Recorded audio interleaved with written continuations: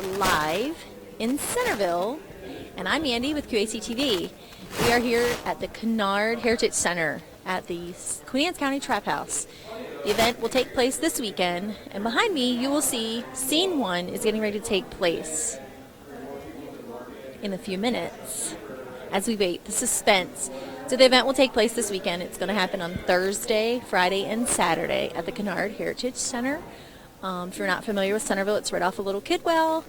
You're going to turn right into the school parking lot, and you'll see the building, the big brown building located in the far corner. For parking, though, you are going to want to park at the Queen Anne's County High School, and they're going to bus you over.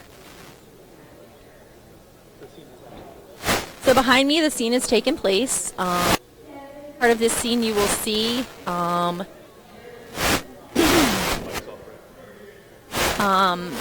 trap house reoccurs, things that will happen, things that go on in the community of will take place. Unfortunately, it's overdose. It will show you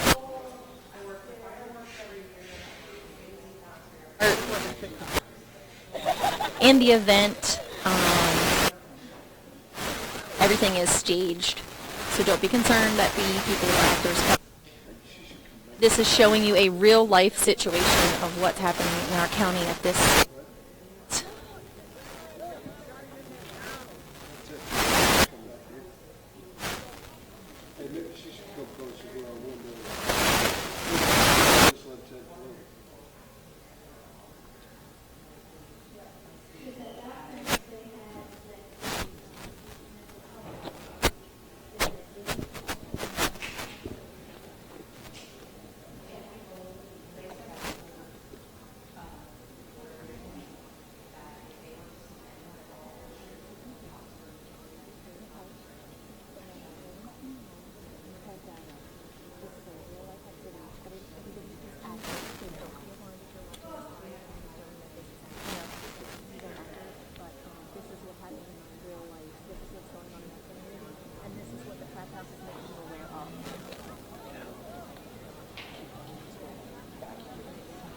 So as you can see, at that point, the suspect that's gotten out of the car, the cops have been called.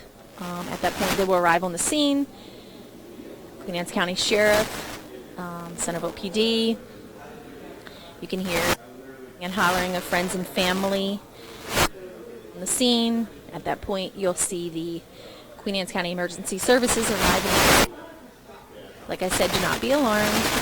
This is a staged to show what the epidemic in our community is going on, the overdose and drug problem that is happening right now, to show people exactly what the concerns and cares are in our community about this situation.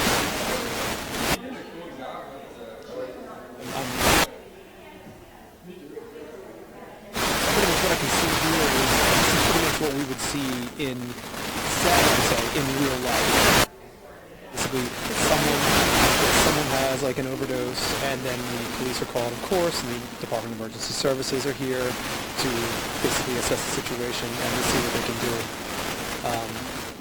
So yeah, I mean, this is pretty much thing. But obviously, as you said, hey, everybody out there, this is staged. This is all staged. Do not be alarmed. But this is witness, hopefully not in any of our lifetimes, especially with someone that we care about. But yeah, I mean, you're getting a glimpse into what it would actually be to witness something like this.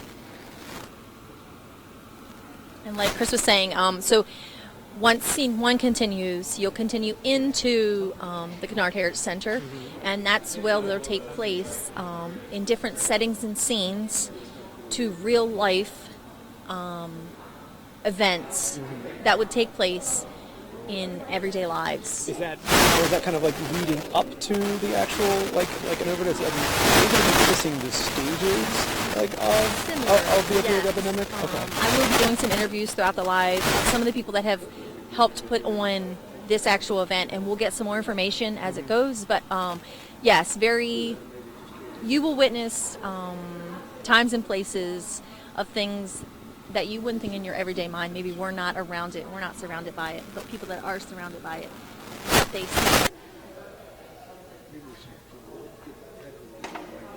situations, things that are going on in the school nowadays. There's a courtroom situation, age, so it's definitely your everyday life situations.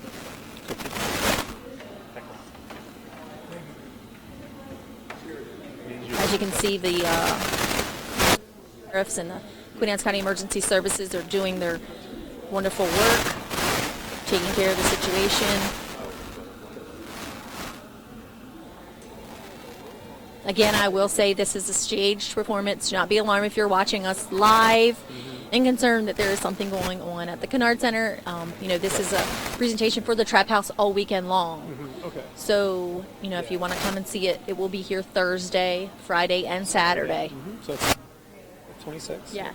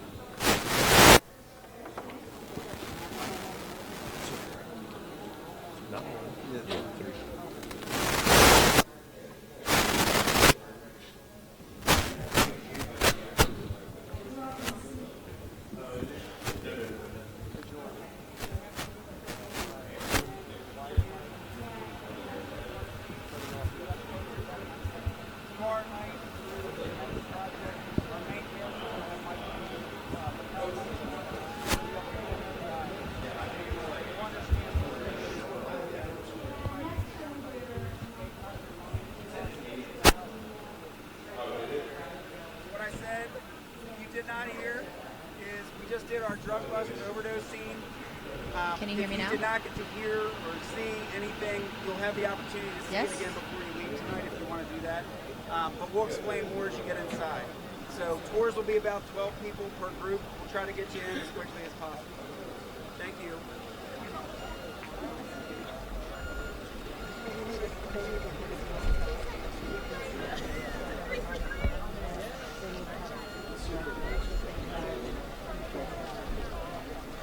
Yes, so as you can see, you just seen scene one. Unfortunately, that's what happens and what takes place when an overdose on the streets or out in the public.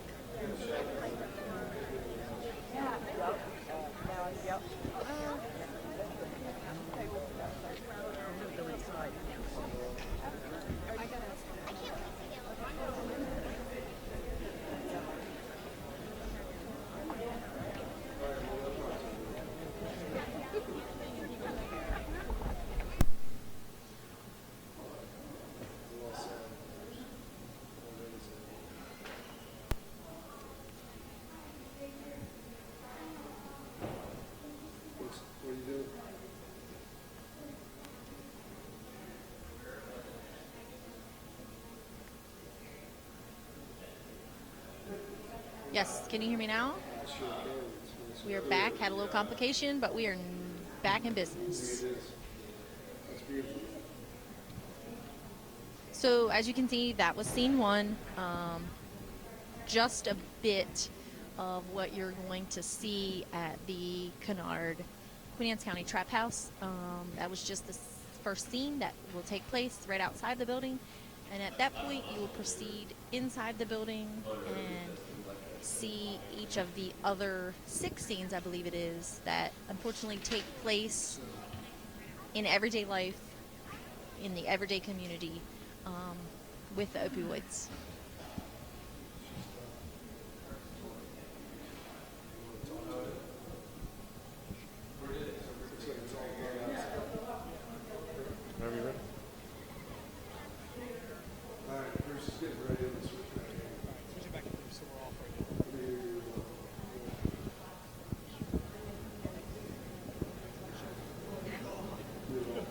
Thank you for joining us live, folks. If you're just watching, you're just joining us, you just watched a reenactment outside at the Haunted Trap House. We're right here in Centerville, and we're at the Kennard Cultural Center. And you can come out here now on Thursday, Friday, and Saturday night where you can experience this also. So we're going to be out here, we're live all night, and we please ask you to like, share, comment on our video. Please let everyone know about the event that's happening right now. This is a problem facing our community, and we want to show you firsthand what your experience is going to look like. So we're going to be here all night. We're going to be live throughout their experience. We're not going to show you everything because we don't want to spoil all the excitement and fun that you might have when you come see it. But there's a couple of things that we want you to know. You might want to get your tickets early because they can't guarantee that you're going to be able to see the whole show if you just show up at the door. Sure, you can come, and they're going to save 300 tickets a night. But if you buy your tickets online, you can go to Eventbrite. You can search for their event, and you can make sure you're guaranteed to get in that night. So they're going to have their tours going, like Mandy said, all night long. And if you want to get more information, you can go to thehauntedtraphouse.com, and you can get all the information on the history of the event. You can get the information on the tickets, on how the tours are going to work, and all the things that are going to be going on here. You'll find out where you're supposed to park. Like you're going to be going to the high school, that's right, where they're going to have shuttles coming back and forth all night. 10 minutes, they're going to have one coming every 10 minutes to get you back and forth from here because you're not going to be parking at the cultural center. So remember, park at the high school, come over here, enjoy the show. So when you come over here, guys, you're going to watch the show outside like you just saw the scene of the overdose outside. You're going to take the tour throughout the building. And then if you want, there's going to be lots of stuff going on inside after the tour. And that's the room we're in right now. But we're going to go back out to Mandy, where she is with a couple of people that are exploring the unknown. All right. Back to you guys. So, hey, we're back outside with Mandy, and as you can see, the line has continued down the sidewalk. Behind me, as you can see, this is where the trap house will begin. You will enter into the trap house. You will go down the steps, and there will be a lady there to explain to you all the safeties, the concerns, things that you need to be aware of, where the restrooms are, all of those nonsense, things that you need to know, though. And then from there, you'll proceed up the steps to the first room. Like I said, there are, I believe it's 6 stages that you'll go through. You did see scene 1. It was outside. It does take place outside. That scene will go every evening, sometimes once or twice, sometimes 3 times. So as the people are proceeding into the line, I'm going to grab a few of our locals and speak to them, ask them the big impact that this trap house is having on the community. Hey, Chris, tell us. Yeah, well, tell us what. It's like, this has actually been an interesting experience. It has. So I wanted to, you were talking, and sorry, I've got my producer duties on today too, so I'm listening to our other team in there. But we have scene 1 will always be out here every night, right? Every night. So it's a constant thing where you can see that, and then that moves everybody into the house to actually start to see the rest of the scenes. Yeah, and they're going to average about 15 to 18 people per group. We'll go through, just for safety concerns. You will have a leader in front of you in all black with a flashlight, and a leader behind you in all black with a flashlight to make sure everybody gets through the scene safely. That's good. Now, if people are coming to this, I think you probably said it, but we can also reiterate it since we're here live. Where can people park? Because I know the parking over here is not. Yeah, it's pretty tight, so they don't recommend you park here. You park at the high school. Okay. They do have shuttles running consistently that will bring you back and forth. So it's definitely just safer for the people you are lining up in the parking lot. So it's going to be safer to park at the high school and definitely be shuttled over. Yeah. Now, now, will this be an event, since it's such a large event, are they going to have like food trucks and stuff like that? Or? Yeah, so that's a good thing. So they will have food trucks, several food trucks. Will be lined up in the parking lot. I know the Creamery's coming with the ice cream truck. They have a couple other vendors that are coming. And I'm not sure if you can see, but there is a stage located on the far corner. Oh, yeah, I do see that. And that will have local live bands. Oh, okay, and that's going to be a constant thing going on? Yeah, like all entertainment. night? Okay. Yep, so they'll have live music. Also, there'll be some goblin-type creatures walking around outside. So some of the, since this is not a haunted, it's a trap house. It's a trap house, but there will be, I guess, some kind of haunting creatures that will be kind of roaming just the roaming woods. around. Okay. Okay. Putting a little Halloween Tis touch the on season. it. Tis Yes. the season. Your favorite season. Oh, it is my favorite season. All right, so I think right now we're just waiting for the first group to go through. Yes, right? I think they're getting everything cleared and ready to take the first group through. I think that might be our commissioners and some of our... I do see a couple of our commissioners over there. Well, this is dress rehearsal night, so I'm sure nerves are, everybody's kind of a little nervous Yes, about everything going. nervous. Yeah, it's they're talking. Oh, they're actually talking to me right now. So I think we might actually be going in to Bruce, because Bruce has got somebody. So, hey, Bruce, why don't you take it away? All right, Scott. So I know you guys have been very busy outside helping out with everything that's going on outside with the reenactments. Can you tell me what your team's been doing? So basically what we do every day. Yeah. We were asked to do the role and show the community how this affects EMS and the responses we make, and it is a daily response, day and night, 365, 24 hours a day. Queen Anne's County, DES, along with the Volunteer Fire Service, we all work together, and our goal is to save lives. And unfortunately, in the last 3 years, our naloxone, our Narcan dose has gone up. We're giving more and more Narcan. We're doing more and more CPR. Luckily, we're able to get there in time the majority of the time. But the big understanding is prevention and letting people know that when they're putting these substances in their body, it's not measured. They don't know what they're getting. And unfortunately, the outcome has been bad for a lot of people. So we're just trying to teach what we do, teach prevention, and if we can help one person recognizing the dangers of this, then our goal is done. And when people come out and they're watching the reenactment, they're going through the whole trap house, how accurate is this whole experience? It is as close to realism as it can be without watching people die in front of them. Because this is all acting. And that, thank God it's all acting. But we try to make it as realistic as possible from start to finish. Right. And it's very scary. It is. It is. When you watch a loved one die in front of you, and then what the general public doesn't understand is even though we're kind of hardened, we do this for a living, what they don't understand is this does affect us. We take these feelings home with us. And anybody that's done this for any period of time has been in the fire and EMS service will tell you, the thoughts never leave your head.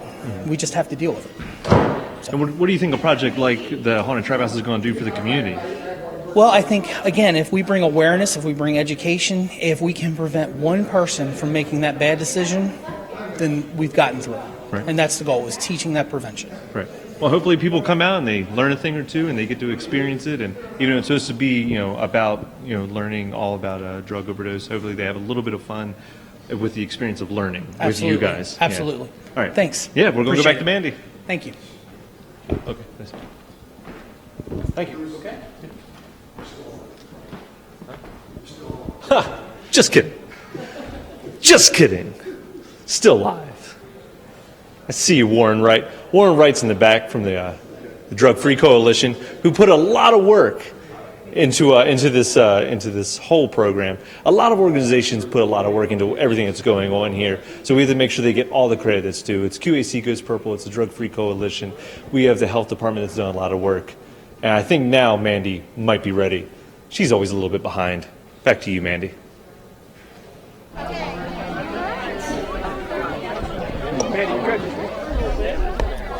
So we're back outside. Great. Okay. So we are back outside, and I am here with a special guest. Chief Rose, how are you? I'm doing well, thanks. Good. So I've explained a little bit about the scenes they're going to see outside, and I've explained a little bit about going through the building, but really tell the people what this trap house is meant for the community.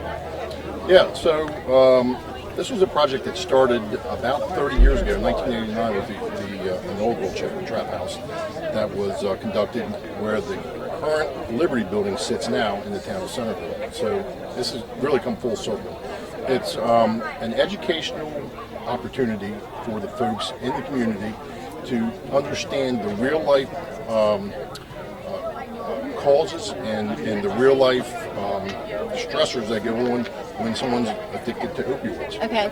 So this is a very beneficial and educational program that pretty much volunteers have put on, and they put on the inaugural one, which again was 1989, 1991, and I think it's been recreated many years over around the world. So it's a very informational, no nonsense view of realistically what happens when someone's addicted to opioids. Okay, so and each stage, I explained each stage in there, explains a little bit about everyday life of what happens. I mean, really. Yeah.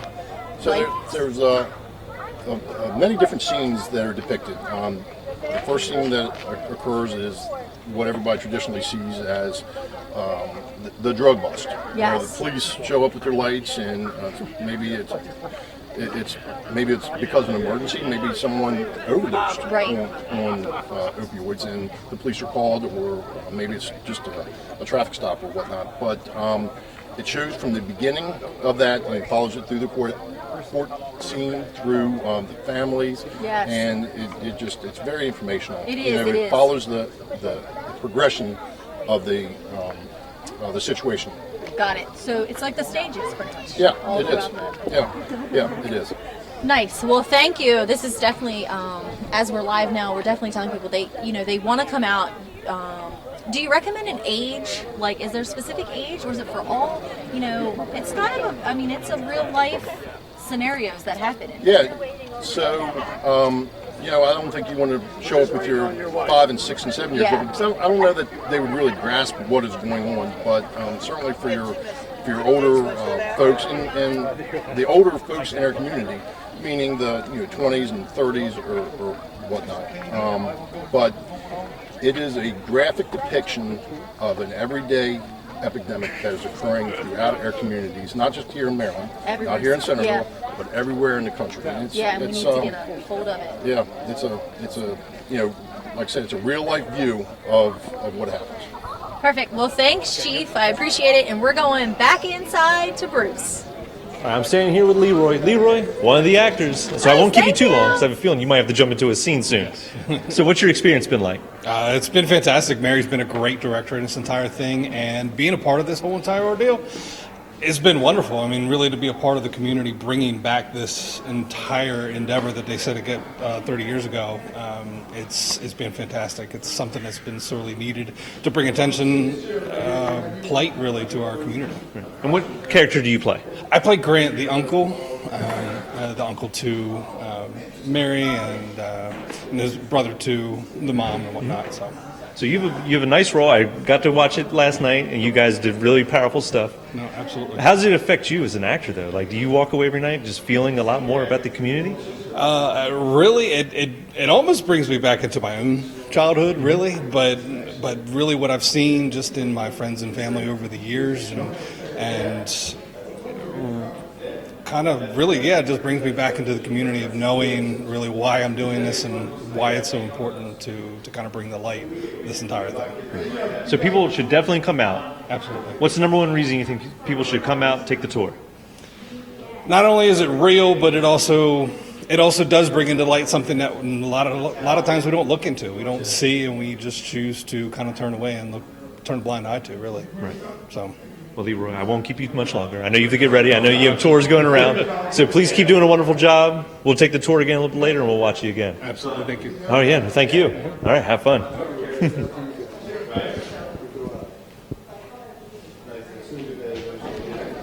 All right, Mandy, we're going back out to you. We had a great time in here, but now it's your turn.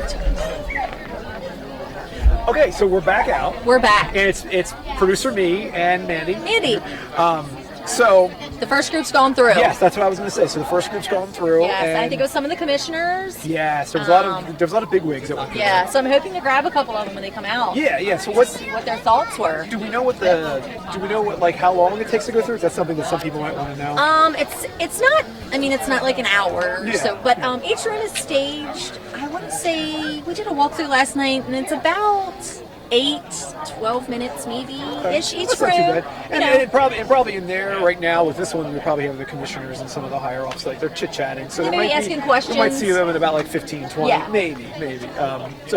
But yeah, so the first group, and it looks like we have another line. We've got People. another line started. Yeah. We spoke with the chief, and he told us what he thought about it. You know, definitely, we want to get the community's concerns. We've met some younger kids, and they want to tell us their thoughts when they come out. I saw that. Yeah, So that's like kinda this- cool. Yeah, we had two young ladies come up and say that they wanted to be interviewed. And I was just like, they are After they brave. come out, Yeah, yeah. after they come out, they are brave because they've obviously never been interviewed by QACTV before. Yes, so they're for a real treat. Yeah, exactly.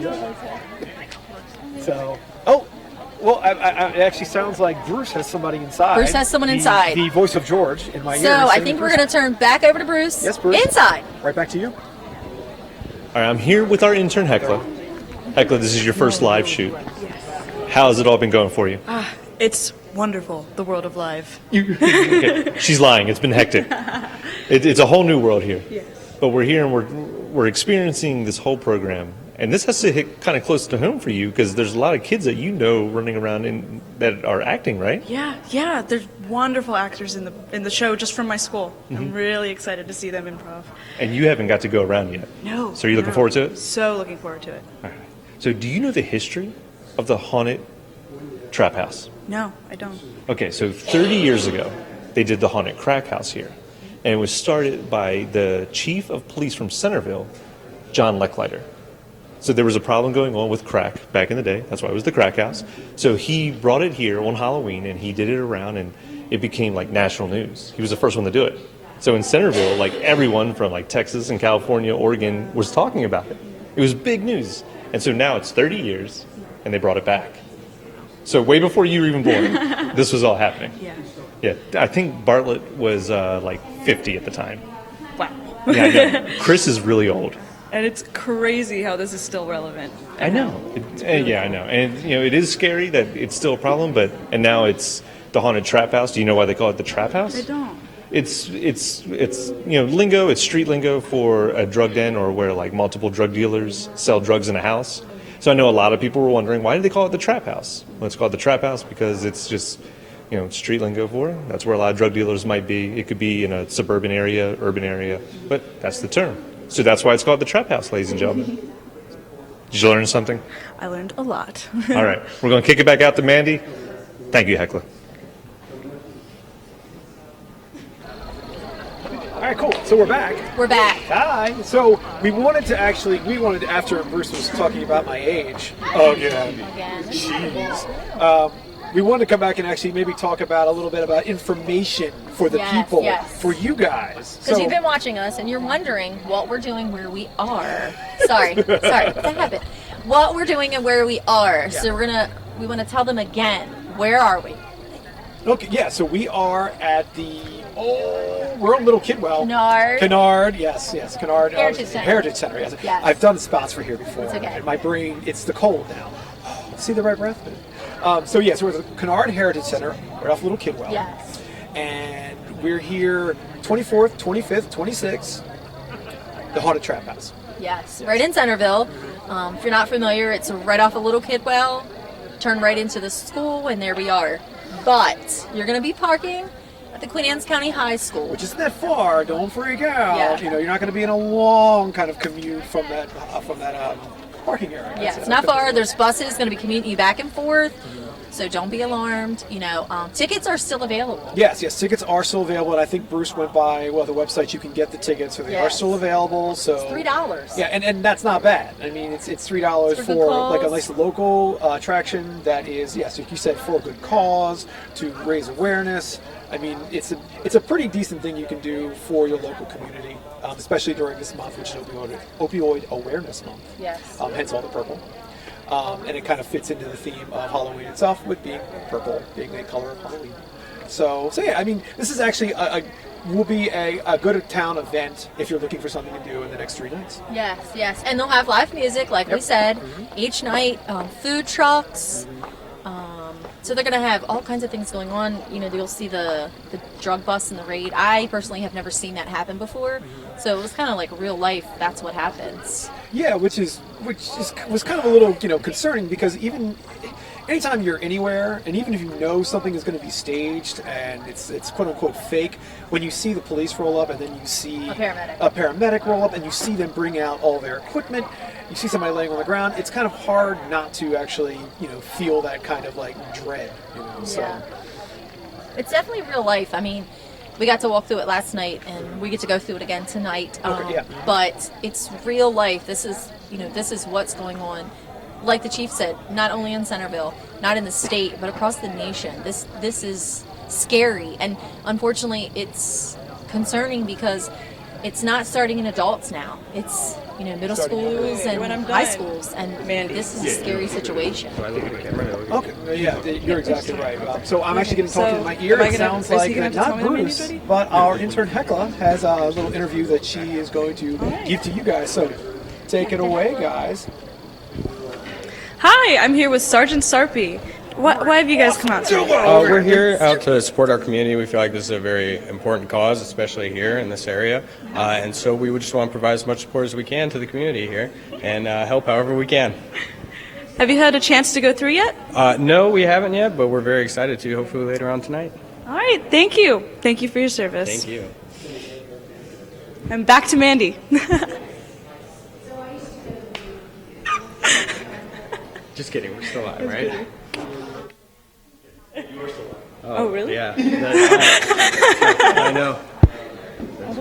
But And that's a live lesson learned for Nicola. yeah, so always be prepared. Yeah, but always be prepared to be live. Oh, yeah, life comes at you. Oh, we're going You back. never know what's going to happen, so you always They have to be came prepared fast. for it. Yeah. Be able- They like us.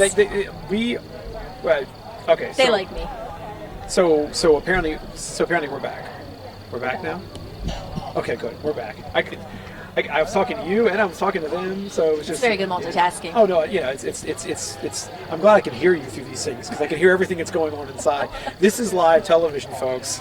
We're Live live. here in Centerville, live television. It doesn't get more Hollywood than this, or Centervillian, as George is saying in my ear. I like Hollywood. Centervillian. Centervillian. Yeah. So anyway, so here we are. So we're back outside. So the second group has gone through. Yes, Yeah, we second did see group. the second group go through. Yep. We still have a line out here. Yeah. There's probably, I don't know, I mean, it's in the depth. Maybe we've got like 50, 60 people That's what it left in looks that like, line up yeah. there. And there could be more. And they're moving them through fairly fast. And there's probably groups of about, what do you say, 15 to About 20? 15 to 20 average. As we can see, we have our next line going behind us, going over. Yeah. That's actually, it's pretty decent. Yeah, next group's coming through. This is, and so you were talking to the chief before. You were saying how this was something that was like 30 years ago that they're trying to bring back. So this is the anniversary. They had 30th anniversary. Yeah, they had it. I believe if we're putting age on it, I think Ted might remember it. Ted was 13. I don't remember it. I was not here. Maybe you. Wait a minute. Well, I'm not going to talk about people's ages, Bruce. But yeah, so 30 years ago, this is the 30th anniversary of this. So yes, this is kind of this is a generational thing. This I mean, is, there's yes. there are some definite people who were not even born. Apparently, that's what you're telling me. I don't know if I believe it, but I won't. But yeah, so these are people who have never actually seen this before. And I can remember when I was a wee babe. I can remember this actually being a thing in this county because I think where I grew up as well, they did something similar. Yeah. So this is something sadly that I think is needed again because of the epidemic that we're seeing. It is, unfortunately. It's looking to go full circle. It's a little bit scary, but I mean, it is needed. It definitely is needed. But hopefully, by doing this will raise more awareness. It's the QAC Goes Purple campaign is a wonderful thing. But I think when people actually get to witness things, it's kind of like you don't believe it until you see it. Yeah. And I think this will be could be one of those things that could be, you see it, this is what actually happened. And then I do want to talk about Chris. As we walked through last night, I'm not sure if people are aware, but as you come through this, the amount of volunteers it took to put this on, there is probably, I would say, more than 80. It's a lot of volunteers to put this on. Well, I mean, I'm not surprised, because like an event like this is almost, it's very similar to like doing a stage production where you have the people, not only people who have to construct this whole thing behind the scenes, who are running, like the guides. I mean, it looked like they had at least 10 people who were just guides. So that could be more. I just saw the people who were wearing the black robes. I was like, oh, you must be a guide, because I don't think you wear that in everyday life. But if you do, I'm not judging. But yeah, I mean, like the amount of people that we saw that were in that opening talk, or just like the kind of the briefing that we all witnessed earlier, there was a lot of people there. And that wasn't just the people that were here to witness this. Those were people that have been working on this for a while. And then also, so when you come out of the last scene, there's a room of products to pick up. Okay. Places maybe if one of your family members or someone you know, a good friend, they have counselors on scene. They have people you can talk to. So it's definitely an informational center. When you come out, the last room is an informational center. Yeah. For anyone you know that may need, that crisis or that help or that little bit of push to get the help, it's here, it's available. Yeah, and once again, that's the whole point of this month and this event at the Haunted Trap House. So it sounds like from the booth, it sounds like we actually have they have somebody inside. I think we're sending it back inside. Back inside. It's right here. Yeah, this is what's important. Hi, we're here with Warren, right, from the Drug Free Coalition. Blinking red light. And you just got out of makeup. You look great. Thank you so much. I was concerned about no tie. No. We were going for very casual, business casual today. And I appreciate that. Yeah, of course.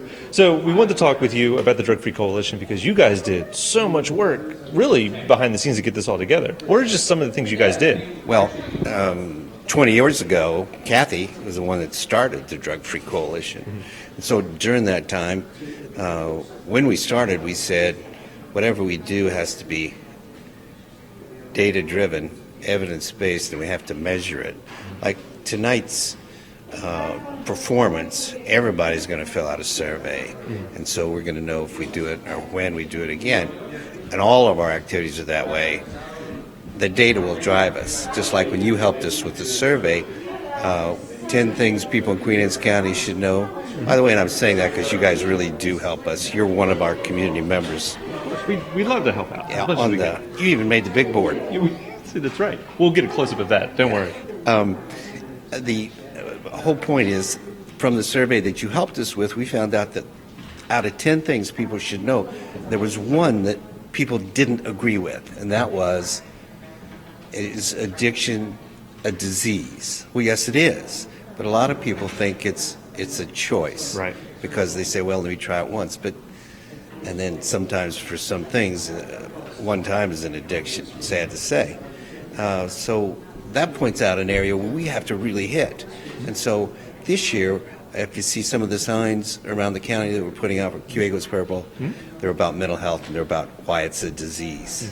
Now, we still have the others in there, but that's a big thing, and we learned that from the survey. We also learned that people improved in their knowledge of those 10 questions by doing the survey and doing the post-survey. Right. Really time-consuming, but everything we do, we generally do a survey. Right. Yeah. So we've been part of the health department, and then we got out of there, and so we've been independent for several years now. And this particular event, which was 30 years ago, the Haunted Crack House, right. The Linda Walls, who's our guru, she was, and the local town police chief here, right. They came up with this 30 years ago, and Linda is still, I know she'll be here tonight, but she is still the one that we go to, her and Kathy, because they're the resident experts on drugs and addiction. So I think we have, out of the original group, there are 4 of us that have volunteered. Right. And I wasn't a volunteer, but my boss said, you'll go to this meeting and see where it goes. But we have 3 goals, but the big one with this is we want to involve coalitions. We want everybody We don't want one agency not participating, and we'll wait them out till they get around and they'll say, we're not going to embarrass you, we just want to work together. We'll take small steps. For example, in the high school this year, they know us, they trust us, and so they allowed us to speak to every 8th grade kid. We brought in a speaker, and we're coming in again to talk. We talked to most of, but we have to talk to the rest of the 9th grade kids because they missed our drug speaker last year, Chris Heron, which you covered. Thank you, by the way. Oh, of course. And the speaker that just came 2 weeks ago, he was here 1 year before, but the schools were closed. So if you remember, because you guys filmed it. And it's Ray Lozano, right? Ray Lozano. Yeah. He's great, and there wasn't anybody there. And the kids loved him. He was so funny. But you guys took vignettes and showed them on and off for most of the year. See, that's the kind of stuff you do because we're all kind of partners here. Right. And I hope they pack the place. If we get one mom or dad or kid, a lot of the resources, like we have the drug trailer out there, and every bit of information that people can assemble is here if you want to know. And the people at our table are experts. Right. I mean, I won't be manning a table. Right. But you're just here to talk about the tables. That's right. That's right. I made the posters. Well, that's good. That's good. Yeah, you did great. You did great. Thank you. I think it is. You haven't even seen them, Bruce. Oh, I thought you meant the one with our name on it. Oh, yeah, that was a good one, too. See, I saw one of them. Yeah. But I think it is important for people to know when they go through the house, there is resources available at the end of the tour. Yeah, and it's kind of fun when you walk in and see that the state's attorney is the judge. That is. Lance Richardson. Yes, and the clerk of the judge. Yeah. The clerk of the court is playing the court. Yeah. Clerk. Yeah. And the bailiff's the bailiff. Yeah, and that the furniture that they made for the judges, that's so nice. We got to, instead of busting it up and throwing it away, we're going to have to save it somewhere. Yeah. I mean, the courthouse could use one. Yeah. And that was made by Levin Metal. So we can plug them. Levin Metal was it's a business right in Kent Island. Remember, yeah. They made all the things you're going to see as you go through. I remember the invoice coming through. Yes. You would remember. No, that's our part of it. Yeah. They're part of it. Right. There's the coalition, and this year there's the purple, and then the trap house. Sure. And you have to give credit to Eric because he really did get everybody coming in. It's amazing. And I know that Maggie, too, the new director of Drug and Alcohol Services, they just really, it's all heart and passion in that. And the only downside is if he says it's going to be a brief speech, it's never brief. But other than that, he's a talker. That's okay. I think we're all talkers here. No, I think you're more of a listener and a person that entices people. Even the cameraman got a laugh out of that one. Entices people to open up because they trust you. I, on the other hand, know you. You know the truth. Yes. You know the truth. So I just want a quick question, though, because I want to make sure you guys get the credit you deserve. How many meetings and groups and how many times did you guys get together to make sure all this came out? Because you guys met all the time, right? No, actually, I'm on the executive committee. It's only once a week or so. Right. That's a lot. And those guys, well, but I'm retired. What else do I have to do? I don't have any friends. Eric has had something going on here later, but this started a year ago. Right. Oh, yeah. And he really, really tries to inform everybody of what's going on. And up until yesterday, we were still running around. Oh, yeah. The great thing about it, and the great thing about a coalition is we all know who to call. Yeah. Instead of, I'll find out. We know who to call. Right. And they know that we're not going to threaten. We're all working together. And so they help, just like you guys do. And we appreciate it. Yeah, that's great. Yeah. Anytime. Well, I won't hold you up anymore because I know they were just letting the room that people are in here to do the tour, and you haven't got to do the tour yet. No, I'm going to go on Saturday because I want to follow up and make sure they're still. And before doing a good job, and then you guys, of course, before you leave, you have to fill out 12 or 13 surveys, and we'd like you to be positive. I mean, I'm just saying. Oh yeah, okay. We're positive TV. You know that. We don't know what negative is. Yeah, yes, you do. Oh, and I have to thank you one more time. We always allow thanks. And that thank is working with the girls' varsity field hockey as you did last year. Oh, yeah, of course, with the Go Purple and Yeah, we would love to. Anytime. We'll always interview the kids. I noticed you didn't bring that little hovercraft that you had. I don't know. Was that out of the budget this year?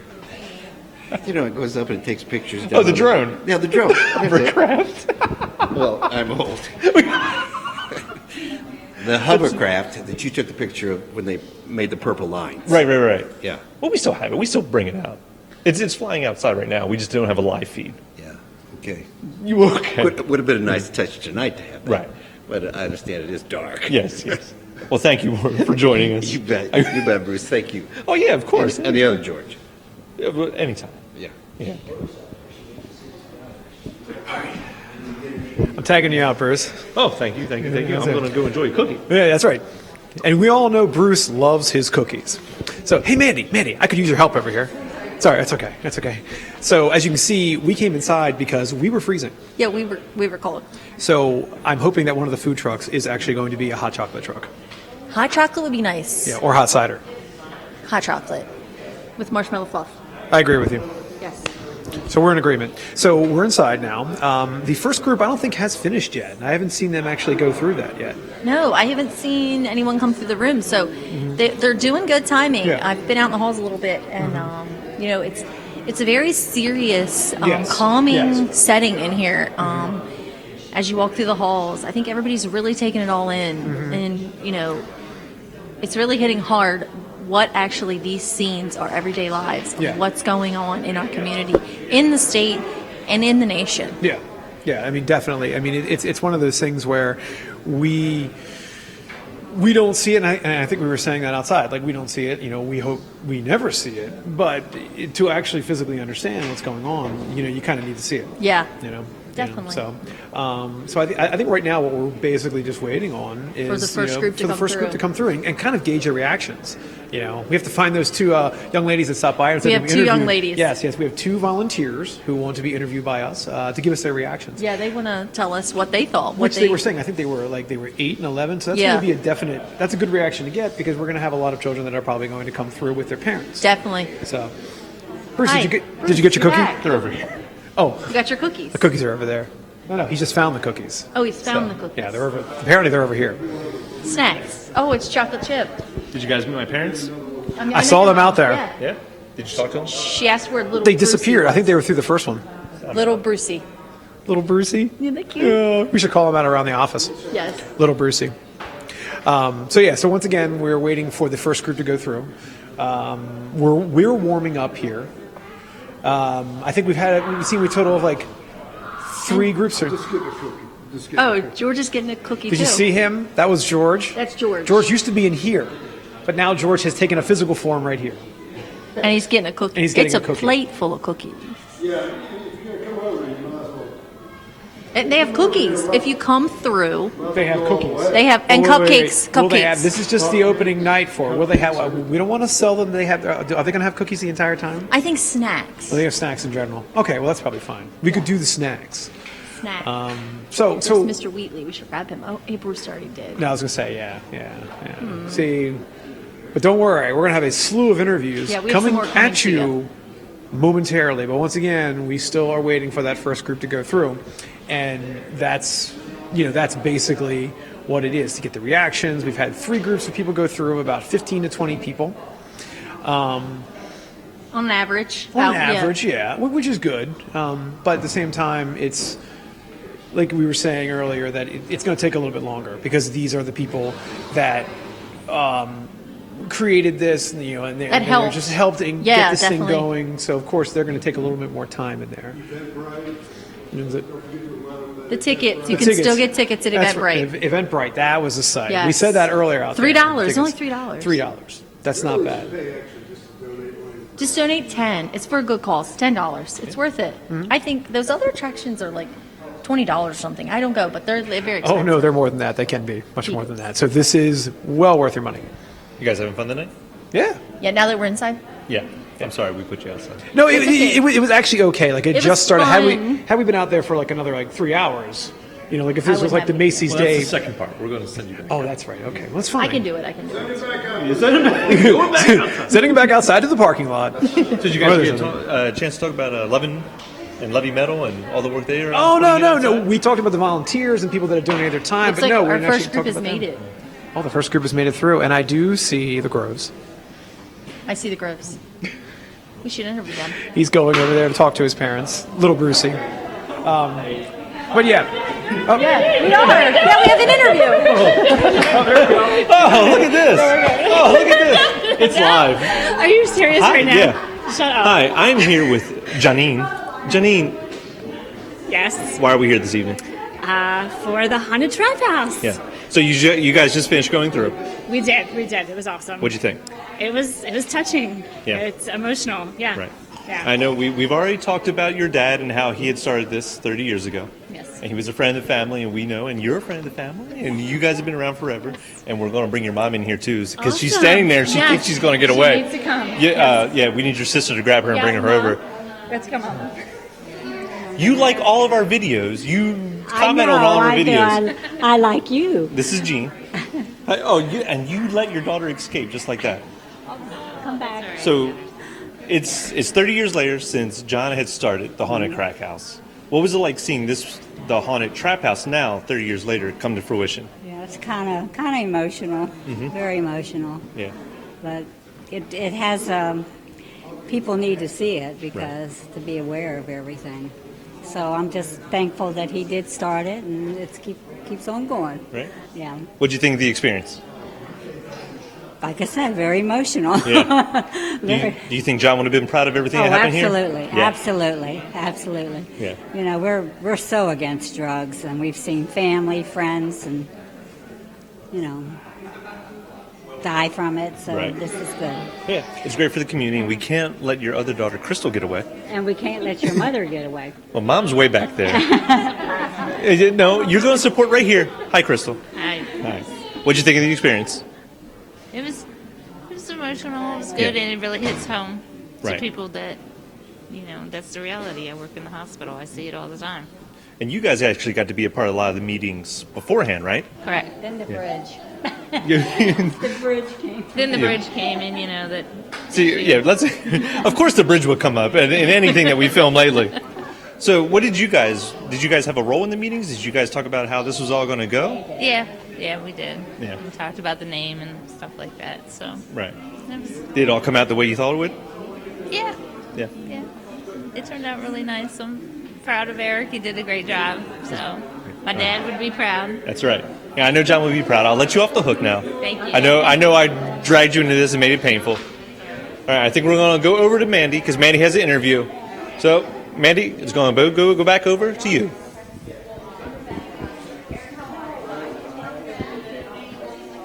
And as the hat says, you're the Trap House director. Yes, I have the honor of serving with Maggie Thomas. She's our local addiction authority. We co-chair the project together, and it has just been an amazing journey. So the project, I've been outside, we've been inside, we've told them about the project, but you're the man to ask. Tell us about this event this weekend. The public can come and find us. Yes, so this really is a once-in-a-lifetime opportunity. I'm one of those rare folks that got to see it twice in a lifetime. And I grew up here in Centerville. I was 14 years old 30 years ago this week. John Leckler, the chief of police at the time, came up with this crazy idea of combining Halloween, National Crime Prevention, Red Ribbon Weekend with one event. And he thought, why don't we take people through a spooky house in town, and instead of ghosts and goblins, we help them see the dangers of substance abuse. Yes. That project got international attention.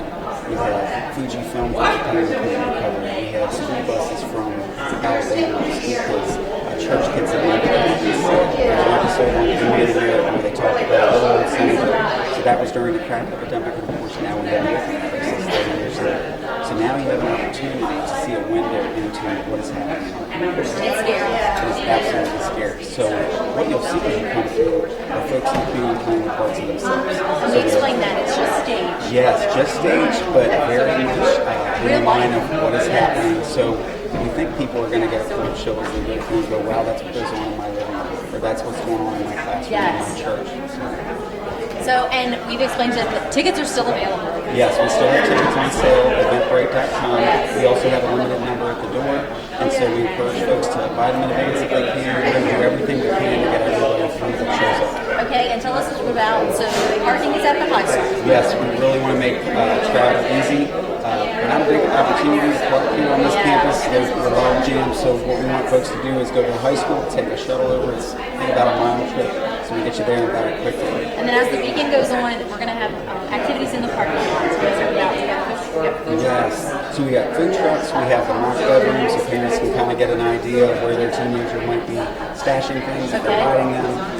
We'll have some spooky creatures outside that'll really help us feel like it's the season of Halloween. Live music. Live music.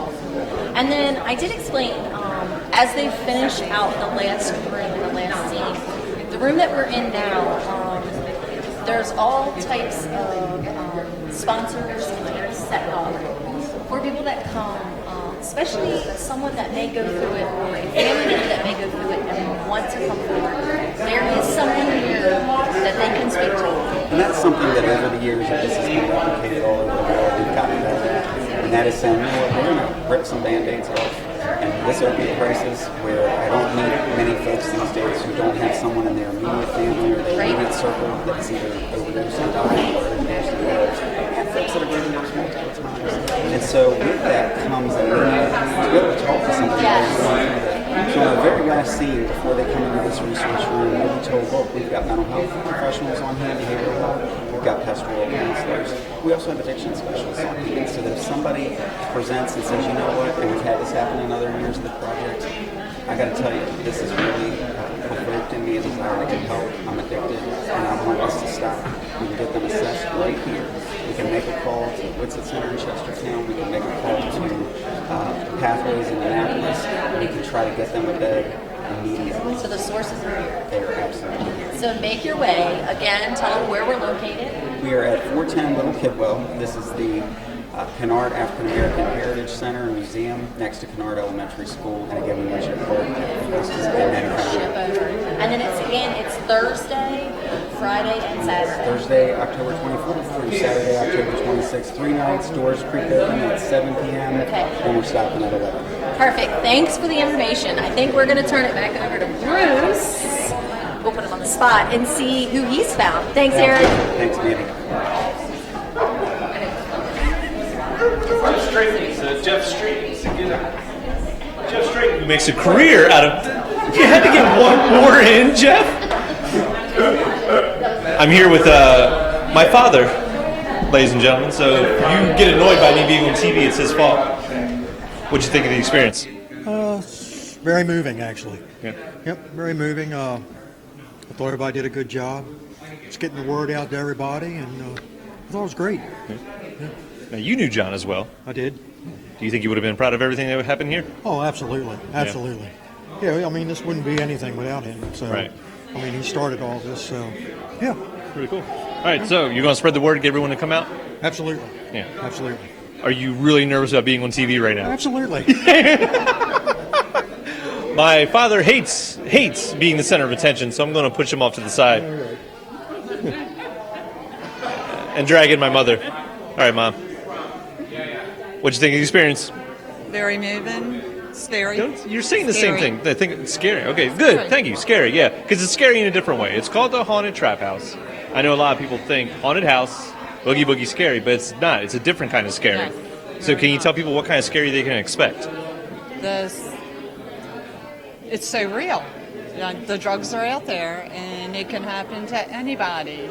And we got to watch our kids, watch our children.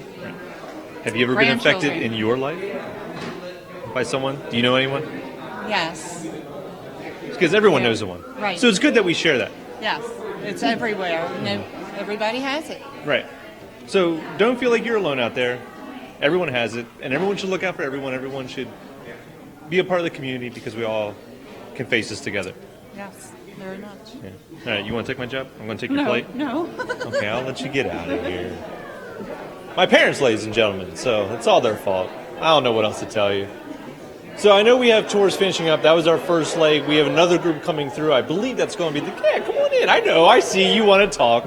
We have the commissioners, I believe, coming through in the next leg. Well, that's what I heard you talking about that, and they are still just finishing up. So the progression of rooms, I think they're near or in the last room right now. Oh yeah, well if they're in this hallway, they're in the final two. Yeah, so I think they're down there, and I think I saw them go there. So we should get them anytime. So they should be coming out. Yeah, I'm interested to hear what they have to say. Yeah, because obviously as the commissioners, they get a lot of say. They get to dabble and get a little bit of control, and they really were a big part in this all happening. Yeah. So I'm sure they're very proud of it, and this is interesting. I can't wait.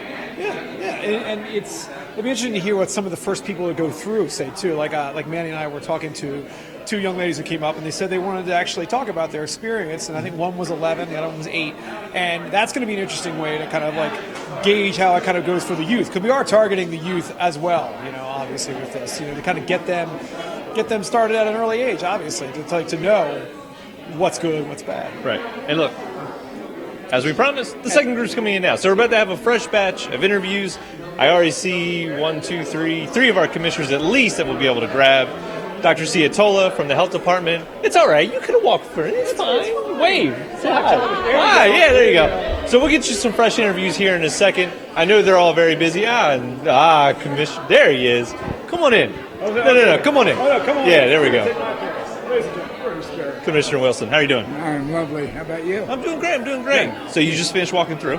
I did, and I had to stay strong, and I did. Yeah. Now, it's an interesting situation, brings to life what does happen, careless use, just touching it can mess you up, so it was altogether a good experience to see. Right. Yeah, I just hope the right people come as an audience. Right. Yeah, I hope everyone really does get a chance to come out. So make sure you get your tickets. Yeah, get a ticket, and it'll be worth seeing. Right. So is it what you expected? Or is I didn't know what to expect. Yeah. So it was really a very diverse scene, because you start with, an incident in the parking lot, jail guy talking from real life, which was pretty real. I mean, that was the real thing. The collapse in the next room. I don't want to ruin the theater right. But it was a good event. Yeah, I don't think people can appreciate how real the whole thing is. Yeah. It's very intense. Yeah. So anyway, I want to thank everybody who got into it, including Bruce. Oh yeah, no problem. Well, thank you for talking with me. I'll let you Always a mingle. joy, I know you like to brother. mingle. Yeah, you enjoy. That's it.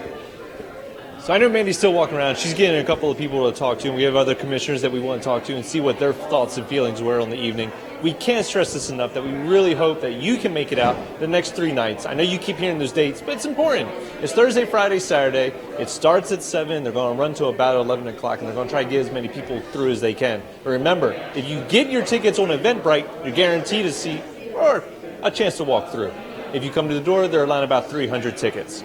So please go on Eventbrite. You can go to thehauntedtraphouse.com for more information. I see you, Mandy. What's up? Mandy's feeling something. Oh, yeah. So I think we're about to have a special announcement from Eric Johnson, who is the director of the whole project. So we're going to let him make a special announcement, and you can stop listening to me. In between them. Sorry, I thought Andy was going to go in there, and then he won't. And then he won't. So for everyone in the room, pick it up, boy. If I could have everybody's attention, in just a few moments, we're going to start the very brief portion of the formal end of the event. And so we just wanted to give you a heads up. If you'd like to get something to drink, we've got a few snacks in the room up here to my left, your right. We also have some beverages over here. I think we have some hot cider and some water. So when the next tour comes in, we'll go ahead and get started. We have some speakers that'll just make some brief remarks. And then I promise, for those of you that missed the drug bust overdose scene, we'll replay that before you leave tonight. But we do understand if you need to travel, we've got some folks that have come from a long ways. And we're so grateful for you taking your time tonight. So again, we'll get that started here in just a few moments. And so I think we have all our speakers together.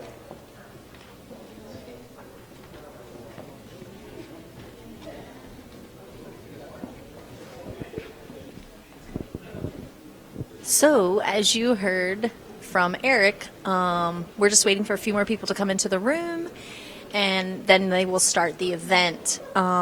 Again, we are at the Trap House, located at the Kennard Heritage Center in Centerville. It's a wonderful location for this event, and it is going on Thursday, Friday, and Saturday.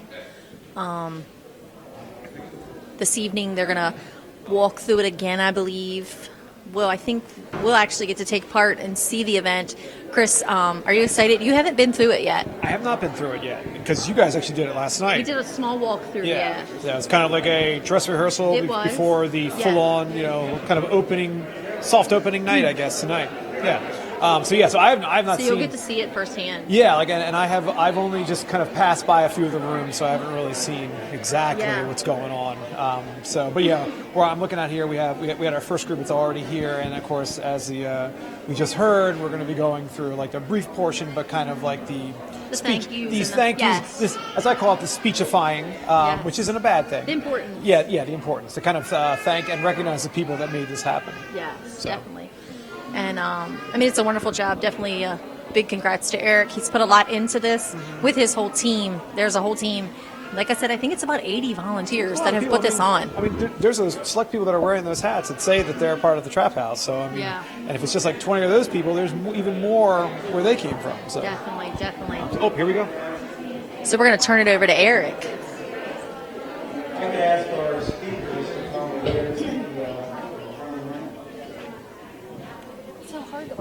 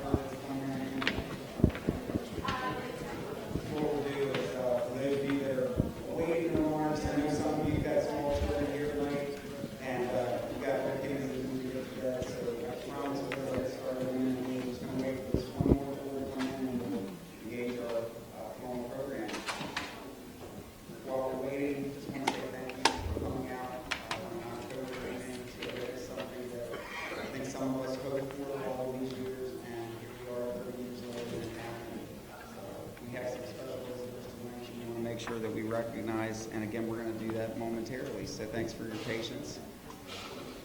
That next group should be in here imminently.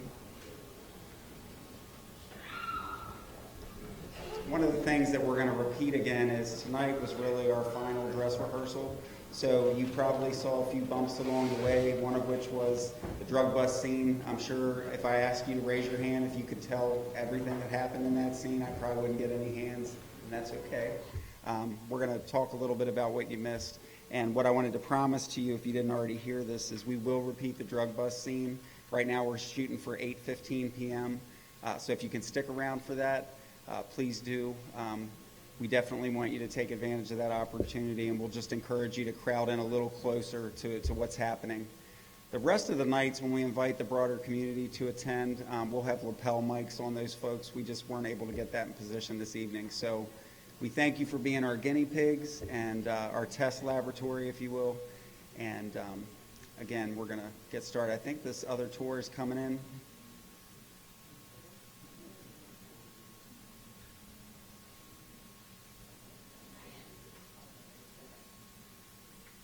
So in general, make this a little interactive as we wait to get started.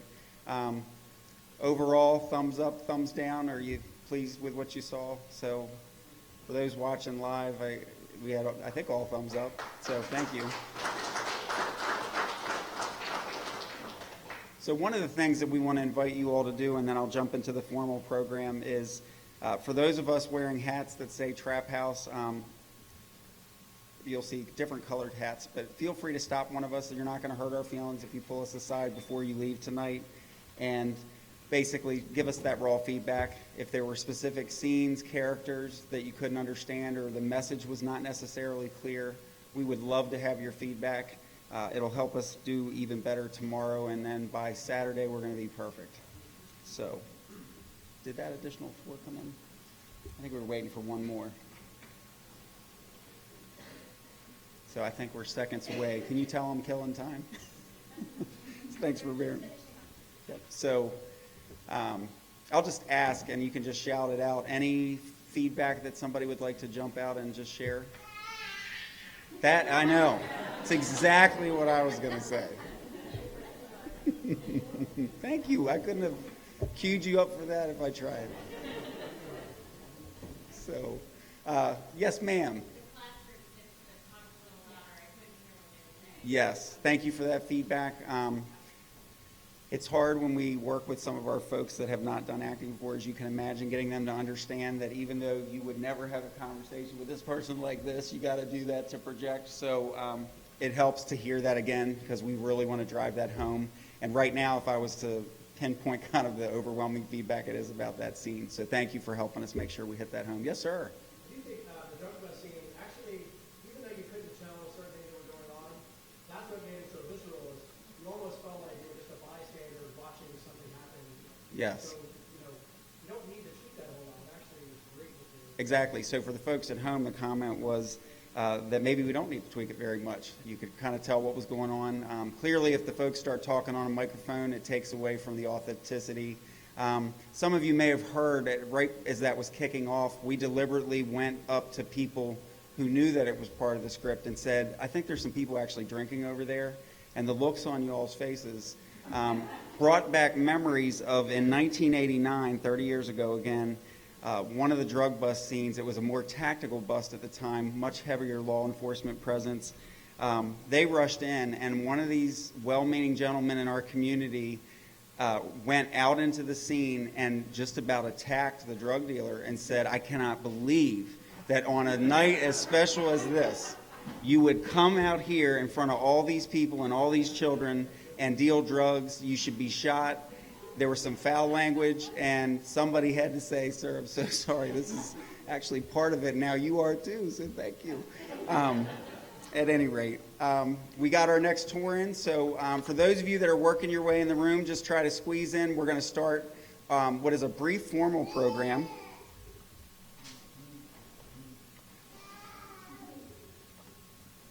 Okay. All right, so we'll go ahead and get started. My formal introduction, my name is Eric Johnson. I grew up here in Centerville. I had the honor of serving in the very first Haunted Crack House project, as we called it then. We want to recognize tonight, before we get into anything else in the formal program, I'd like to invite all the members of the John Lechleiter family to raise their hands and make a little noise for us.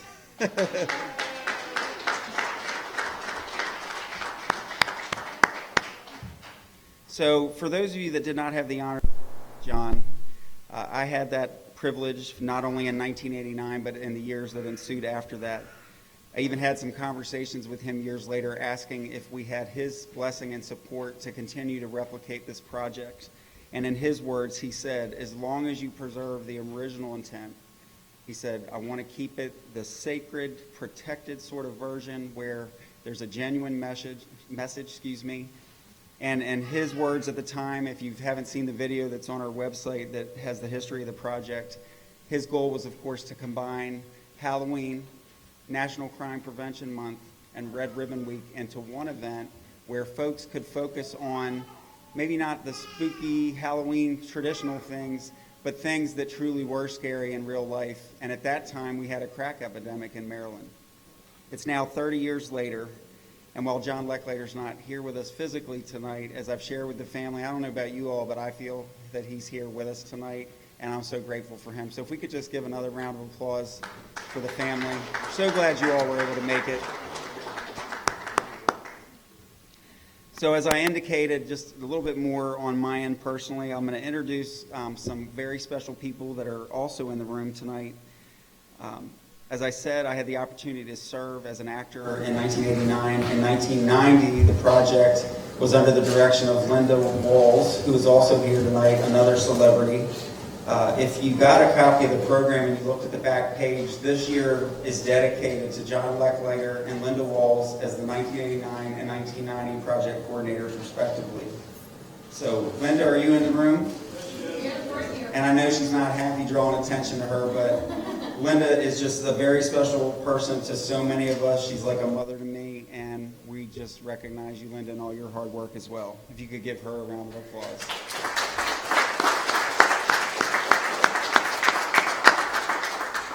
So how did we get here tonight? And then I promise I'll introduce our speakers and we'll move through the program. We had 3 versions in Queen Anne's County. In 1996 and 97, we had one in Kent County. Then I had the honor of doing one in Illinois as part of an Air Force assignment when I was active duty, and then one in Texas when I was going to school at Texas A&M. What got better was our ability as communities to define the message, to base the storyline on what was actually happening in each of those target communities. What you saw here tonight was the longest time that I am personally aware of that a leadership team, our executive steering team who's here tonight, spent working on this. We actually went to the Town Council of Centerville, and we have some of those council members here tonight. I believe it was in November of last year, so we are almost a year later that we've been working on this.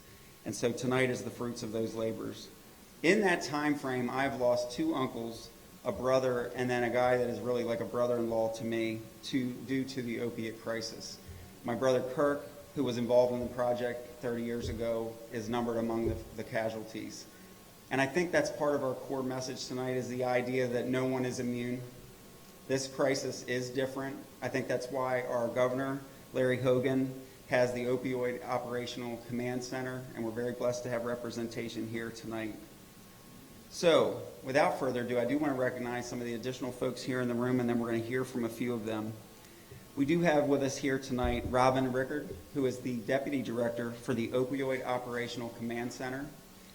We have Russ Strickland, who's the Director of the Maryland Emergency Management Agency. We have Miss Martha Danner, who's the Director of Parole and Probation. So these are all state-level folks who had to travel a great distance, and we're very thankful for you all taking the time to do that tonight. We are also blessed to have with us this evening 4 of our county commissioners. If you guys don't mind raising your hands.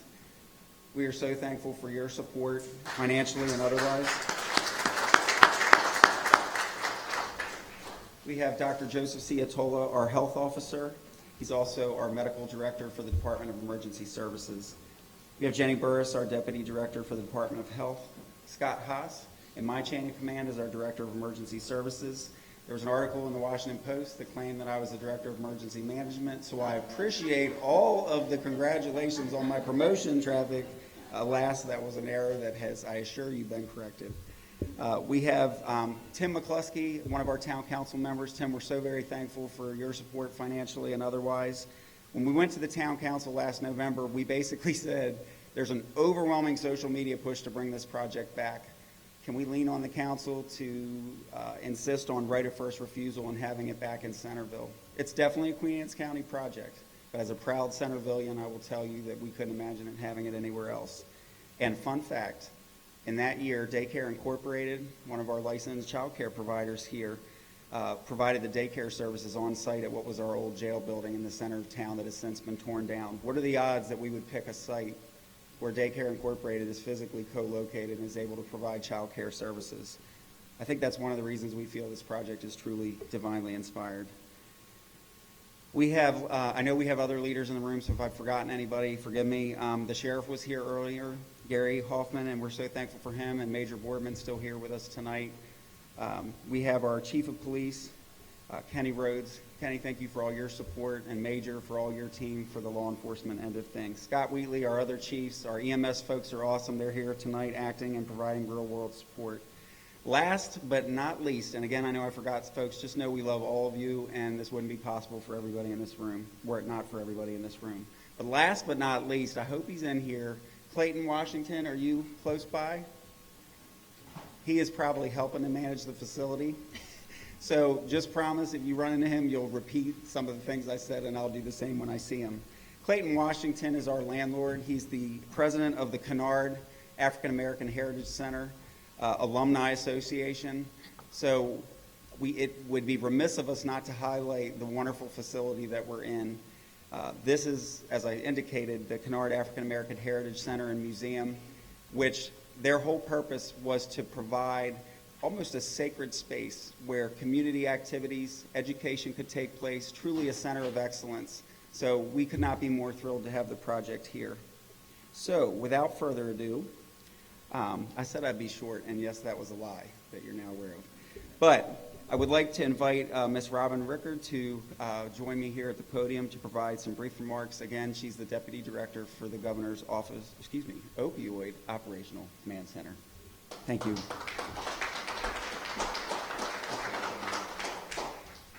Good evening, everybody. It is an honor to be here to represent Governor Hogan's office and the Opioid Operational Command Center.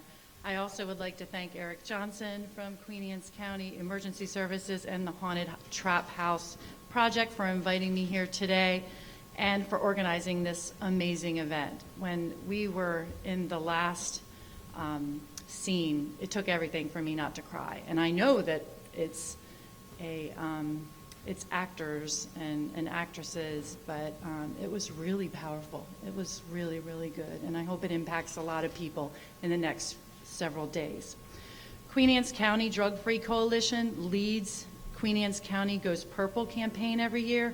The Haunted Trap House Project is the grand finale of the 2019 Purple campaign. We have been asked why a small rural community and county on Maryland's Eastern Shore is relevant in this national tragedy. Well, the fact is no county has been spared by the crisis, and every jurisdiction in Maryland is experiencing fatalities. This crisis can affect anyone, anywhere in our state, and the same holds true for the country. The crisis knows no boundaries. Queen Anne's County Drug-Free Coalition recognizes that innovative community mobilization efforts are required to combat this opioid epidemic. And in so many ways, the Drug-Free Coalition's mission is parallel to the mission of the OOCC, where the OOCC brings together local partners from across the state to support Governor Hogan's policy priorities of prevention and education, enforcement and public safety, and treatment and recovery.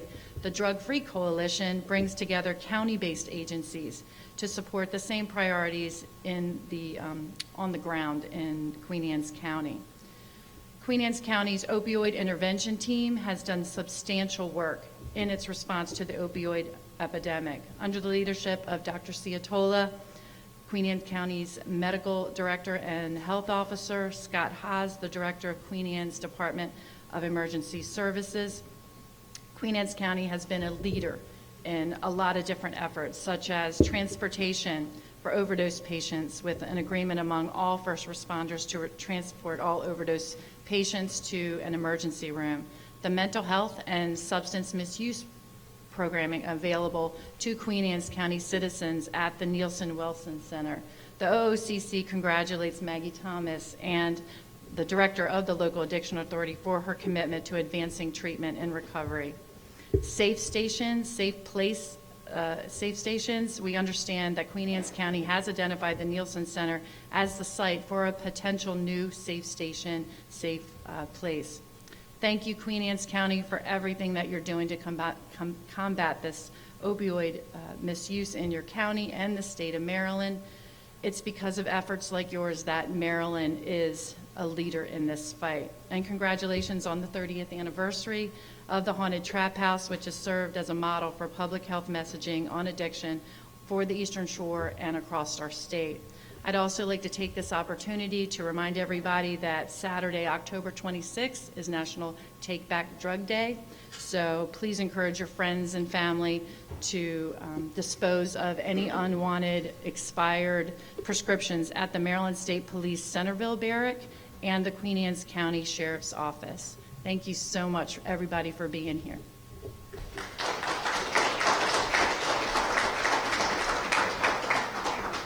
Thank you so much, Ms. Rickard. We appreciate those remarks. We'll now hear from, again, Russ Strickland. He's the director of the Maryland Emergency Management Agency and someone as a member of the emergency services team for this county that we have the honor of working with. Thanks, Russ. We were smiling on the way up with Commissioner Moran. She covered it all.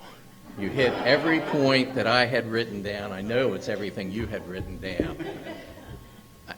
I don't know what to say other than wow, compelling, thought-provoking, challenging, and from the heart. I'm from emergency management, and I have a fire rescue, EMS, a little bit of law enforcement background. In December of 2016, the governor's office called us and said, why are we not treating the opiate crisis like any other crisis? And my answer was, I don't know, but we'd be more than happy to step in. When we step in from an emergency management perspective, it's that to provide really a framework for which to try to address the crisis. We're not the experts. We're not the experts in anything other than bringing people to the table who are very, very smart and who can work and solve problems that are challenging. The opiate crisis is. It very clearly is the governor's just about number one, if not number one clearly, his priority in the state. We've moved forward with it with the perspective that with every crisis, it's always treated and worked on collectively at the local level. So we respond to and we recover from all disasters, all crises at a local level. It's our responsibility at the state level to support the local as much as we can and to gather additional resources and assets so that you can work whatever that particular crisis is, fight whatever that particular fight might be. And when he set up the Opiate Operations Command Center, that was probably one of the smartest moves that was ever made in this crisis. And that was to bring together a group of people from multiple state agencies and disciplines to work with the local jurisdictions to see what is happening statewide. And you in Queen Anne's County are very clearly one of the leaders of the counties statewide. I know we had an event once where we brought the different counties in and listened to the different programs, and Queen Anne's was very heavily involved with that. But what you're doing here tonight is a community-based effort, and I'll always fall back to disaster risk reduction is the best way to go. Prevention is where we need to be, and it has to start with the community. It must be community-based, and you're here. You have the leadership of your entire community here supporting you to move forward with that crisis. No, beyond any shadow of a doubt, you have the leadership of state government behind you and ready to do everything we can. I just simply congratulate each and every one of you on what you're doing. Continue it. I am always amazed with Queen Anne's County, and particularly between the fact that you're a health officer is also your medical director. That's another model. That is an absolute model the other counties need to look at. And coupled with emergency management, and it just brings it all together. So again, I thank you for the opportunity to have seen this tonight, and it's moving. You know, we don't get to see a lot of times the ground truth in emergency management because we're too busy trying to get the resources into you. But tonight definitely drives home the message, and I would congratulate the entire community for your efforts. Thank you.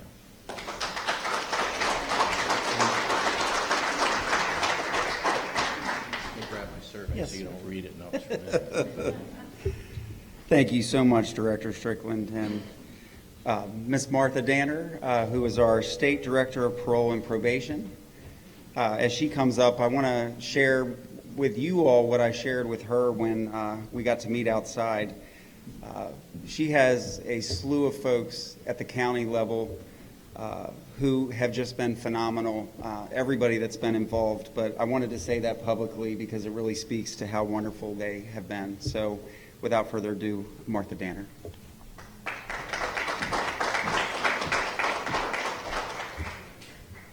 I appreciate the invite today for this tour.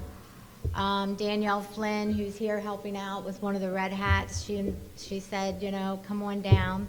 So I'm here on behalf of the Secretary of the Department of Public Safety and Correctional Services, Robert Green, and I'm here on behalf of myself.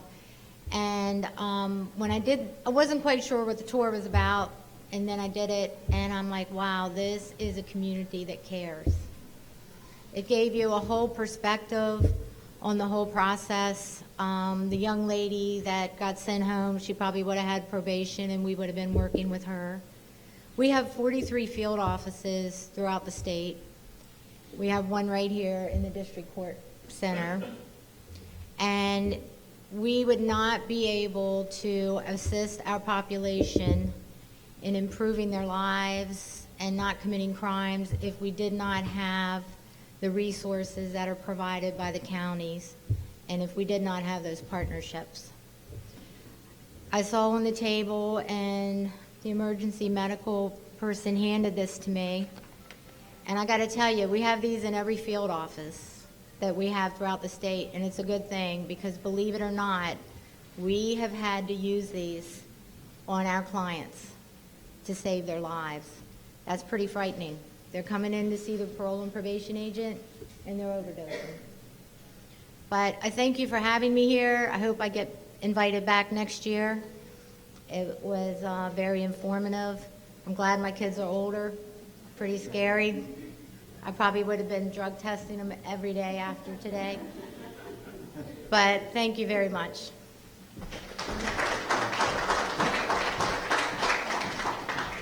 So we're now privileged to hear from one of our county commissioners, the president of our county commissioners, Jim Moran. And Jim, as you come up, we just want to pay particular gratitude to you. All of our commissioners are completely behind this initiative, completely behind and supportive of the Drug-Free Coalition. But how often do you have one of your county commissioners serve directly on the Drug-Free Coalition? We see that in other communities, and we know our politicians can be busy, our elected officials, and sometimes you see them in name only on the minutes or the agenda. Jim comes to the meetings, and how do you get lucky enough to have a commissioner serve directly on your executive steering team for the project? So, Jim, we just want to thank you for that, and I'll turn it over to Commissioner Moran. Well, I got to tell you, the secret to being on the Drug-Free Coalition is Kathy makes breakfast. So everybody gets fed, so, and they're standing room only. You know, this project and this purpose is education, education, education. So, you know, I hope that we get tons of families in here with their kids. I hope that there's a waiting line outside and the band plays and everybody's happy. But I just would also like to say, you know, thank you to Eric and Maggie. And Maggie, that's true. Behind every good man, there's a better woman. So thank you for that. And Clay. Clay's in the room now, and I'd like to give Clay a round of applause.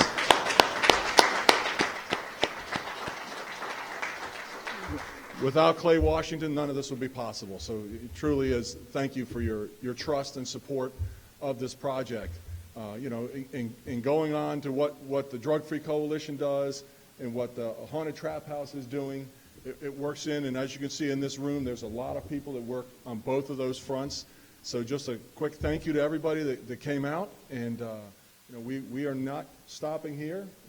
We're working on what we're going to do next year. So, you know, everything from, you know, Chris Herron for our high schools, our junior highs this year with the presentations we made in the Haunted Trap House, and we are doing everything we can to educate our public and make this those numbers go down on those boards. So thank you very much.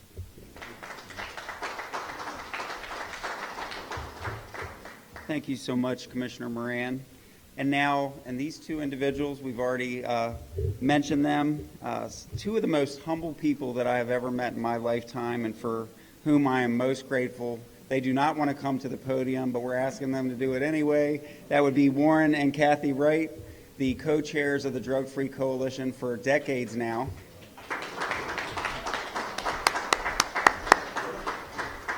So these are two more folks that if it weren't for them, this would not be possible, and just want to say thank you. Warren, okay. Go for it, Warren. If we're the chairman, the chair people, why do we have to speak after Moran? He's always so good. I hate that. I wanted to say something quickly, and believe me, I can be short because I used to be a teacher. After Linda helped with the Haunted Crack House 30 years ago, she has given countless hours to the DFC. Just this year, she wrote, and the Board of Education received a $137,000 OOCC grant, and she did it in less than 7 days. Linda is the guru of grants and the expert in prevention. And as a community, and a member of the DFC, we are blessed to have her wise counsel and, for us, her friendship. The other thing I wanted to mention was some 20 years ago, Kathy started the Drug Free Coalition, and then when she started, I was there, I was told to be there, that's the only reason I was there, that whatever we do has to be data-driven, and it has to be measurable. And so we've been doing that ever since. Now we call it,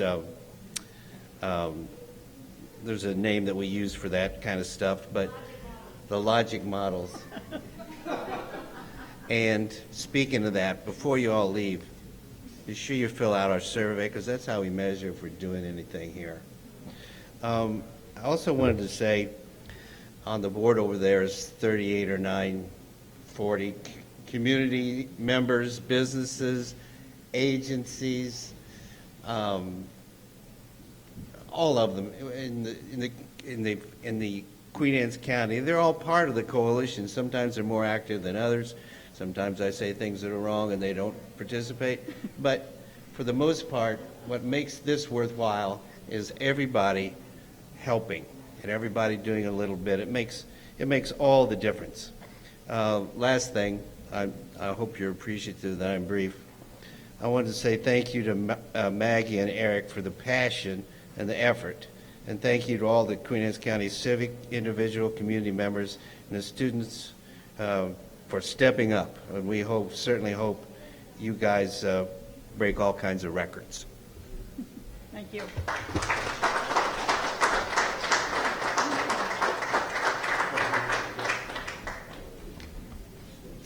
And before I introduce Maggie to come here to the podium, my co-director, we also want to acknowledge, and I knew I was going to forget somebody, but somebody who has been with us since 1989, and prior to that is Warden Lamont Cook. And I don't know what his record is, if it's at the state level or national, but I know at the state level he's the longest serving warden.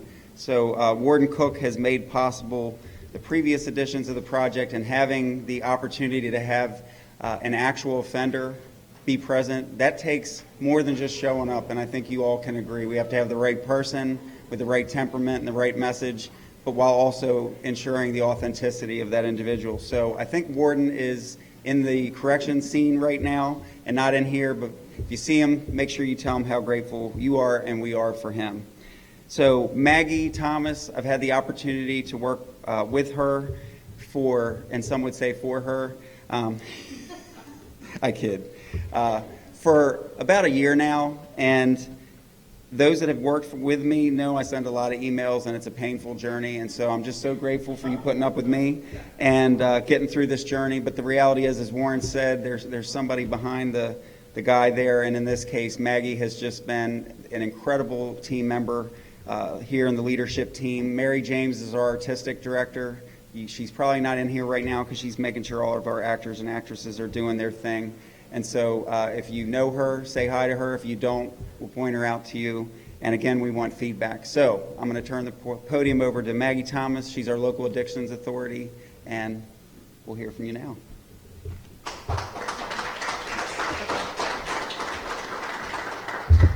Hello, everyone. Wow, what an evening. I feel like we haven't gotten any sleep in at least the last week, but my hat fits, so it's a good night.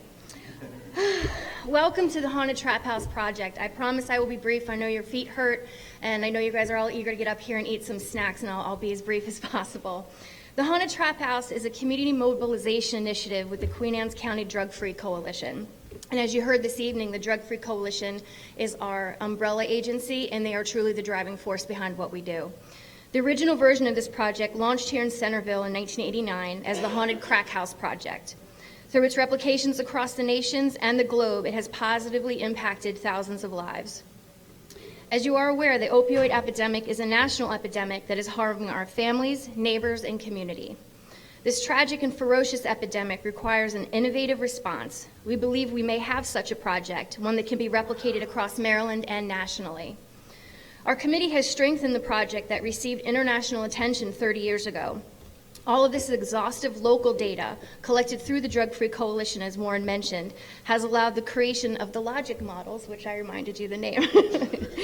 This strategic jurisdictional data allows us to support the information that you guys have learned at each scene.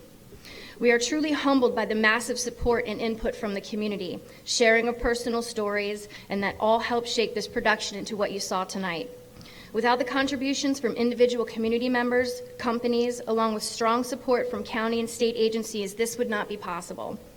We are especially grateful to Queen Anne's County Department of Health, Queen Anne's County Department of Emergency Services, the Board of Queen Anne's County Commissioners, especially Jim Moran, and the Queen Anne's County Public Schools. This project was made possible through grant funding through the Maryland Opioid Operational Command Center and the Maryland Department of Health. Our goal for you was to be informed, educated, and entertained. The information presented here this evening can spark critical conversation among your family members, ultimately promoting healing and hope for everyone. Resources for information and treatment, as you've seen, will be provided for all who enter here. This room will be full with tables of our partner providers, giving nothing but information and support to all who walk through. Additional resources we made available to everyone. One of the slip-ups that we had this evening was those little resource cards for local, the pocket guides will be handed to everyone as they exit the support group scene so that people don't have to self-identify and ask for that information. We're just going to place it in everyone's hand. Those little pocket resource guides, I see one right here, has all of the Midshore Health Departments, peer support groups, and information. One's being held up right there. Thanks so much, Dave. Simply by your attendance this evening, you guys acknowledge the huge impact of this epidemic and the importance of education and awareness of local resources. We really appreciate you joining us and sparking that conversation, reducing stigma, and most importantly, offering hope to all that are affected. Thank you, and we hope we have earned the privilege of your time.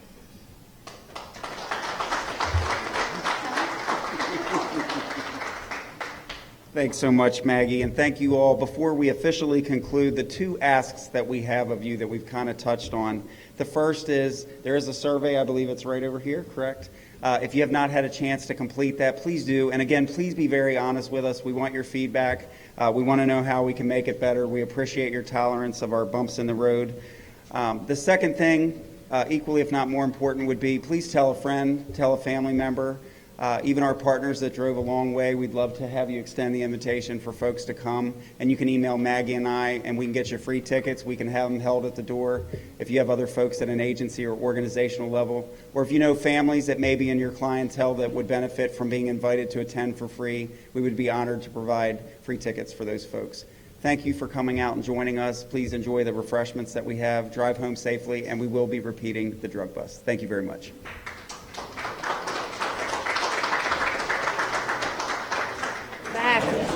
All right, guys, we want to thank you all for enjoying this wonderful live experience that we gave you this evening, but we couldn't let you leave without two more interviews, and we're going to do them real quick, and then we're going to let you go for the night. So, Mandy, take it over. We're turning it over. So I'm here with two young ladies. What is your name? Delaney. Delaney. And? Logan. Logan. So you guys got to go through and witness the whole entire event. Yes. What were your thoughts? So when it was kind of scary when like she came running and like the girl like passed out, and then when they stopped I thought it was real, but it really wasn't. So it was a little scary. It shows you in real life what really happens, Yeah. right? It's an eye opener. It scared you a lot. Yeah. And what was your thoughts? I personally thought it was very educational, I guess, because I mean and especially since I guess I'm 11, some kids get targeted at this age.